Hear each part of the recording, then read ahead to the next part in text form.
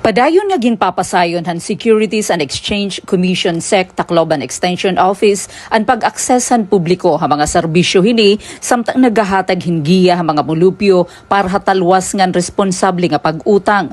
Hapakikimang raw ha Radyo Pilipinas iginsaysay ni SEC Tacloban Extension Office Director Attorney Desiree Cuenco, SEC Administrative Officer Arnel John A. Genofies, ngan SEC Information Officer Jem Candoli.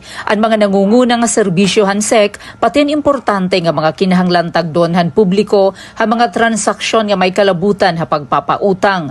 Sumala ha SEC team may area na 13,000 nga rehistrado nga korporasyon ha Eastern Visayas, diin 6% o 1,221 nga korporasyon antikang ha Eastern Samar. Lakip ha mga nangunguna nga serbisyo nga ginahatag han SEC ang pagparehistro han mga korporasyon ngan partnership, pagmonitor ngan pagproseso han mga ginkikinahanglan nga corporate reports ngan pagdumarahan mga kumpanya nga sakupan regulasyon han ahensya.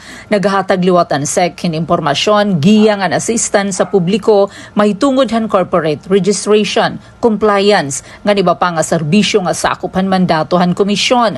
Basi mas mapahiranian serbisyo ha publiko, mahimo makigsumpayan ang mga mulupyo ha mga opisina ng SEC upod ang SEC Tacloban Extension Office sugad man pinagihan online platforms ngan digital services sa ahensya para husto nga impormasyon ngan assistance. Mahitungod naman han pagpapautang, ginpapahinumdom han SEC ang publiko nga siguruhon nga rehistrado ngan may angay nga otorisasyon ang lending o financing company anti sumulod habisan ano nga loan transaction.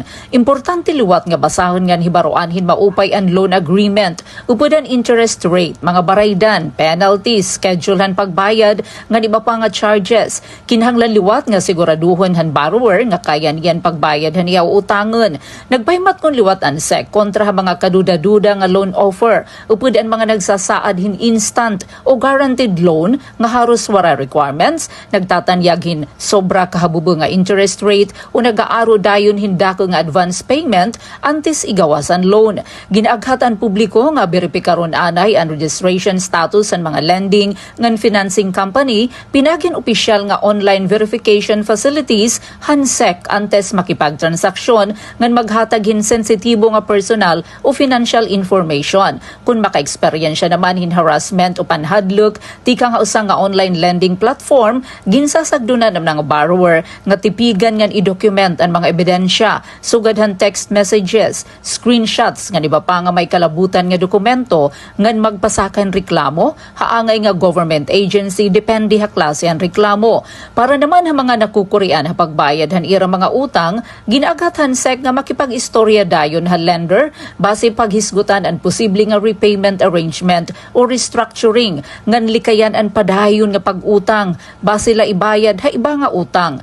Ginaghat ni Cuenco no Fies ngan Candoli ang publiko nga maging maaram, mausisa ngan mabinantayon nga tanan nga ira mga transaksyon ngan pirmi kumuha hin impormasyon tika nga opisyal ngan masasarigan ng mga source and SEC base mapanalipdan ang kalugaringon kontra scam ngan financial abuse. Para habagong Pilipinas, Penelope Pumida, Radyo Pilipinas, Radyo Publiko, Borongan.